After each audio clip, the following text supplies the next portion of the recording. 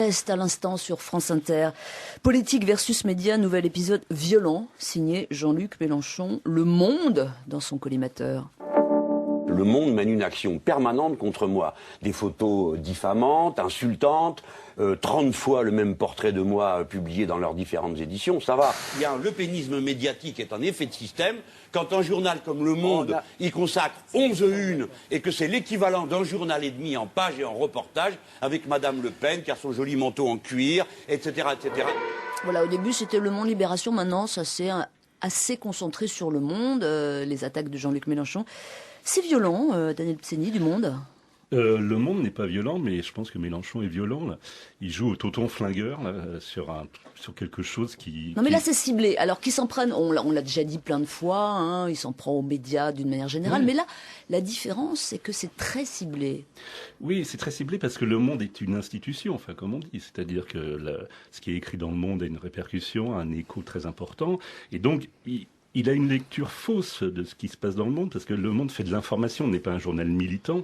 Et donc, lui, il considère que Le Monde a une pensée militante, ce qui n'est pas le cas. Quand il dit que Le Monde rend Marine Le Pen glamour... Non, c'est une information. On l'a bien vu pour les élections municipales. Il y a 2 personnes au Monde qui suivent le Front National, avec des risques ainsi. Enfin, ils se font bousculer, insulter, menacer. Et donc, ils font leur travail. Et par rapport au Front de gauche, pareil. Il y a une personne qui suit le Front de gauche. Mais le choix des photos...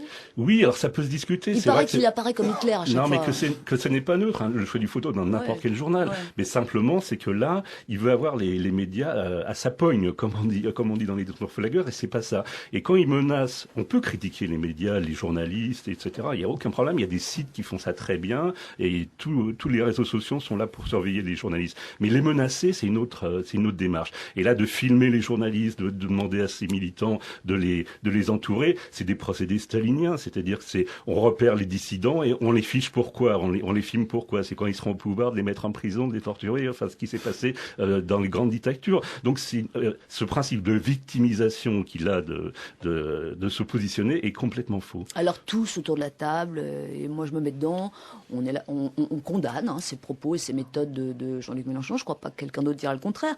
Mais est-ce que vous comprenez sa stratégie, Alexandra Hakoun? Ben non, parce qu'en fait il avait déjà fait la même chose en 2012. Il s'en était pris au Nouvel Obs qui avait sorti des photos de lui où on le voyait, une remise de décoration de Patrick Buisson. Et c'était 3 semaines avant le premier tour. Et ça n'a rien donné dans les urnes. Donc là, c'est exactement la même chose. On est à quelques semaines des européennes. Et c'est sa stratégie, mais elle n'est pas gagnante, cette stratégie. Donc je comprends pas bien le calcul. Pierre Vavasseur. Moi, j'ai toujours trouvé que Mélenchon, que je ne connais pas, j'ai jamais rencontré, a tous les défauts du tribun.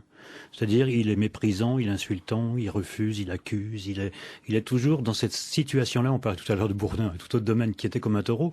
Lui, c'est un taureau fou qui c'est son principe. Il va défoncer ce qu'il a en face de lui. Si ça lui plaît pas, c'est pas bien. Et c'est vrai qu'on se sent déjà quasiment en prison avant même qu'il ait commencé à parler.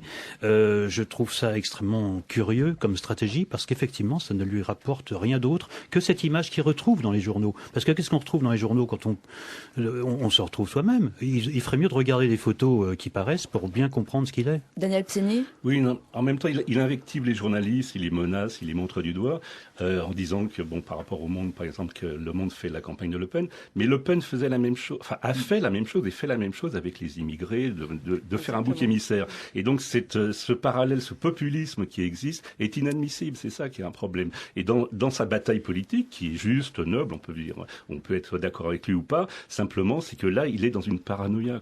Benoît Aragon. Mais surtout, Marine Le Pen a la même stratégie envers les médias, puisque Mélenchon accuse les médias d'être pro-Le Pen, et Marine Le Pen se plaint de ne pas avoir accès aux médias. Donc c'est là où il y a un paradoxe, c'est que de toute façon, les partis extrêmes qui sont un peu minoritaires dans ce pays par rapport aux gros partis, souffrent d'un espèce de complexe de sous-médiatisation qui compense en attaquant directement les médias. Alexandra.